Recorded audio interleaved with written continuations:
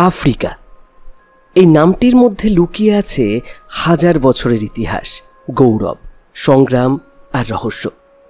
যখন আমরা আফ্রিকার কথা ভাবি তখন অনেকের মনে ভেসে ওঠে সিংহের গর্জন, সাভানার বিস্তৃত প্রান্তর বা ঔপনিবেশিক শাসনের কঠিন দিনগুলো। কিন্তু এই মহাদেশের বুকে একদিন ফুটে উঠেছিল এমন সব সভ্যতা যারা তাদের সময়ে পৃথিবীর সবচেয়ে শক্তিশালী ও সমৃদ্ধ রাজ্যগুলোর সঙ্গে পাল্লা দিয়েছিল।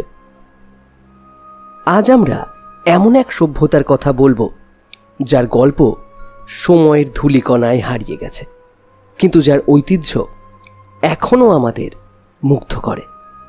এটি হলো কুশ সভ্যতা, নীল নদের তীরে গড়ে ওঠা এক অপরাজেয় গৌরবের গল্প। এই ভিডিওতে আমরা যাত্রা শুরু করব হাজার বছর আগের এক আফ্রিকায়। জানব কিভাবে কুশ সভ্যতা একটি ছোট্ট রাজ্য থেকে মিশরের মতো পরাশক্তির ওপর আধিপত্য বিস্তার করেছিল। আমরা আলোচনা করব তাদের সমৃদ্ধ সংস্কৃতি, অর্থনীতি, ধর্ম আর সেই রহস্যময় পতনের কারণ যা তাদের ইতিহাসের পাতায় হারিয়ে যেতে বাধ্য করেছিল। তাই প্রস্তুত হন, কারণ আমরা ডুব দিতে চলেছি কুশের হৃদয়ে। আর যদি এই গল্প আপনার মন ছুঁয়ে যায় তাহলে ভিডিওটি লাইক করতে এবং আমাদের চ্যানেল সাবস্ক্রাইব করতে ভুলবেন না। চলুন শুরু করা যাক। কুশ সভ্যতার গল্প শুরু হয় প্রায় 2500 বছর খ্রিস্টপূর্বাব্দে আজকের উত্তর সুদানের অঞ্চলে। নীল নদের তীরে গড়ে ওঠা এই সভ্যতা প্রথমে ছিল একটি ছোট কৃষি নির্ভর সমাজ। তাদের প্রথম রাজধানী ছিল কেরমা, একটি শহর যা নীল নদের উর্বর তীরে অবস্থিত। কেন এই অঞ্চল এত গুরুত্বপূর্ণ ছিল? কারণ নীল নদ ছিল জীবনের উৎস। এই নদের জল কৃষিকাজের জন্য মাটিকে উর্বর করে তুলেছিল, আর এই উর্বর মাটিতেই কুশের প্রথম বীজ বপন হয়েছিল। কিন্তু কুশ শুধু কৃষির উপর নির্ভর করেনি, তারা ছিল দক্ষ ব্যবসায়ী। নীল নদ ছিল তাদের বাণিজ্যের প্রধান পথ। তারা সোনা, হাতির দাঁত, গবাদি পশু আর দামি কাঠ উত্তরে মিশরে রপ্তানি করত, আর মিশর থেকে তারা আমদানি করত বিলাসবহুল পণ্য, যেমন মূল্যবান পাথর, ধাতু আর শিল্পকর্ম। এই বাণিজ্য কুশকে সমৃদ্ধ করেছিল আর তাদের সমাজকে আরও শক্তিশালী করেছিল। কুশের মানুষেরা ছিল অত্যন্ত সংগঠিত। তাদের সমাজে ছিল একটি শক্তিশালী রাজতন্ত্র। রাজারা ছিলেন শুধু শাসক নয়, তারা ছিলেন দেবতার প্রতিনিধি। তারা বিশ্বাস করত রাজা হলেন দেবতা আর আমুনের মাধ্যমে পৃথিবীতে পাঠানো শাসক। এই ধর্মীয় বিশ্বাস তাদের সমাজকে একত্রিত করেছিল এবং রাজার প্রতি জনগণের আনুগত্যকে আরও গভীর করেছিল। কিন্তু কুশ শুধু একটি সমৃদ্ধ বাণিজ্যিক রাজ্য হয়ে থেমে যায়নি। খ্রিস্টপূর্ব 1500 অব্দের দিকে তারা একটি শক্তিশালী সামরিক শক্তি হিসাবে আত্মপ্রকাশ করে। এই সময়ে মিশর ছিল পৃথিবীর সবচেয়ে শক্তিশালী সভ্যতাগুলোর একটি। কিন্তু মিশরের শক্তি যখন ক্ষয় হতে শুরু করে তখন কুশ সুযোগের অপেক্ষায় ছিল। খ্রিস্টপূর্ব 800 অব্দের দিকে কুশের রাজারা তাদের শক্তি বাড়াতে শুরু করে।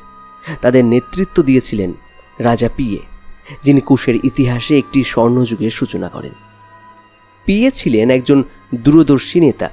তিনি বুঝেছিলেন যে মিশর তখন অভ্যন্তরীণ দ্বন্দ্বে জর্জরিত। তিনি তার সেনাবাহিনী নিয়ে উত্তরে অভিযান চালান এবং পুরো মিশর দখল করে নেন। এটি ছিল ইতিহাসের একটি অবিশ্বাস্য মুহূর্ত। একটি আফ্রিকান রাজ্য মিশরের মতো পরাশক্তির ওপর আধিপত্য বিস্তার করল। পিয়ে এবং তার উত্তরসূরিরা মিশরে 25তম রাজবংশ প্রতিষ্ঠা করেন, যারা ইতিহাসে কুশাইট ফারাও নামে পরিচিত। তারা মিশরকে শুধু শাসনই করেননি, বরং মিশরীয় সংস্কৃতিকে আরও সমৃদ্ধ করেছিলেন। তারা পিরামিড নির্মাণ করেন, মন্দির পুনর্নির্মাণ করেন এবং মিশরীয় ধর্ম ও শিল্পের পৃষ্ঠপোষকতা করেন। কিন্তু তারা তাদের নিজস্ব কুশাইট সংস্কৃতির সঙ্গে নিয়ে আসেনি। ফলে মিশরে একটি অনন্য মিশ্র সংস্কৃতি গড়ে ওঠে। কুশ সভ্যতা শুধু যুদ্ধ বা শাসনের জন্য বিখ্যাত ছিল না, তাদের সমাজ ছিল অত্যন্ত সমৃদ্ধ এবং বৈচিত্র্যময়। তাদের শিল্প, স্থাপত্য এবং ধর্ম ছিল তাদের পরিচয়ের মূল অংশ। চলুন একটু গভীরে ডুব দিয়ে দেখি কুশের মানুষেরা কিভাবে জীবনযাপন করত। কুশের শিল্প ছিল অত্যন্ত উন্নত। তারা সোনার গহনা, মৃৎপাত্র এবং পাথরের মূর্তি তৈরিতে পারদর্শী ছিল। তাদের গহনাগুলোতে ছিল জটিল নকশা, যা তাদের শৈল্পিক দক্ষতার প্রমাণ। তাদের মৃৎপাত্রে ছিল আফ্রিকান এবং মিশরীয় শিল্পের মিশ্রণ, যা তাদের সাংস্কৃতিক বৈচিত্র্যকে তুলে ধরে। কুশের স্থাপত্যও ছিল অসাধারণ। তারা পিরামিড নির্মাণ করত, যা মিশরের পিরামিডের তুলনায় ছোট হলেও নকশায় অনন্য ছিল। এই পিরামিডগুলো ছিল রাজা রানীদের সমাধিস্থল। তাদের রাজধানী নাপাতা এবং তারপরে মেরো ছিল এই স্থাপত্যের কেন্দ্র। মেরো শহর ছিল তাদের সভ্যতার শীর্ষস্থান, একটি বাণিজ্যিক, ধর্মীয় এবং সাংস্কৃতিক কেন্দ্র। ধর্ম ছিল কুশের জীবনের কেন্দ্রবিন্দু। তারা আমন দেবতার পূজা করত, যিনি ছিলেন মিশরীয় ধর্মের একটি প্রধান দেবতা। কিন্তু তারা তাদের নিজস্ব দেবতাদেরও পূজা করত, যেমন আপেদেমাক, এটি সিংহমুখী যুদ্ধের দেবতা। এই ধর্মীয় বিশ্বাস তাদের সমাজকে ঐক্যবদ্ধ করেছিল এবং তাদের শিল্প এবং স্থাপত্যে প্রতিফলিত হয়েছিল।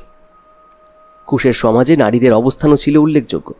তারা শুধু রানী বা মা হিসাবে নয়, বরং শাসক হিসাবেও ক্ষমতা প্রয়োগ করত। কান্দাকেস নামে পরিচিত এই রানীরা ছিলেন শক্তিশালী নেত্রী। তারা যুদ্ধে নেতৃত্ব দিতেন, বাণিজ্য পরিচালনা করতেন এবং রাজ্যের সিদ্ধান্ত গ্রহণে গুরুত্বপূর্ণ ভূমিকা পালন করতেন। কিন্তু প্রতিটা সভ্যতার গল্পে একটি দুঃখজনক অধ্যায় থাকে। কুশ সভ্যতাও তার ব্যতিক্রম নয়। খ্রিস্টপূর্ব 670 অব্দে মিশরে আসিরিয়ানদের আক্রমণ কুশাইট ফারাওদের শাসনের অবসান ঘটায়। তারা মিশর থেকে পিছু হটে তাদের মূল ভূখণ্ডে ফিরে আসে। কিন্তু এটি কুশের শেষ ছিল না। তারা তাদের রাজধানী মেরোতে সভ্যতাকে পুনর্গঠন করে। মেরোতে কুশ আরও কয়েক শতাব্দী ধরে সমৃদ্ধ ছিল। তারা লোহার উৎপাদনে দক্ষতা অর্জন করে এবং একটি শক্তিশালী অর্থনীতি গড়ে তোলে। কিন্তু খ্রিস্টপূর্ব 4র্থ শতাব্দীর দিকে তাদের পতন শুরু হয়। কেন? এই প্রশ্নের উত্তর ইতিহাসবিদদের মধ্যে বিতর্কের বিষয়। কেউ কেউ বলেন পরিবেশগত পরিবর্তন কুশের পতনে ভূমিকা রেখেছিল। নীল নদের তীরের কৃষির জন্য মাটি ক্রমশ কম উর্বর হয়ে পড়েছিল।